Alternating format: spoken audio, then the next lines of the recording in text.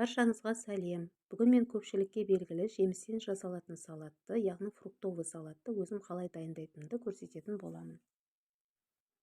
Керекті жемістердің мөлшерін төмендегі описаниеге қалдырамын. Жемістерімізді алдын ала жуып алғаннан кейін барлығын кезекпе-кезек турап шығамыз.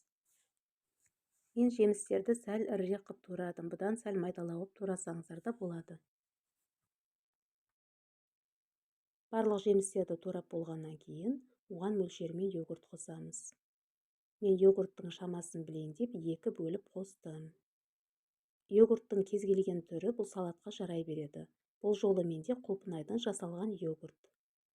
Бұл салаттың бір жақсы жері тез арада дайын болады. Және өте дәруменге бай және жеңіл салат.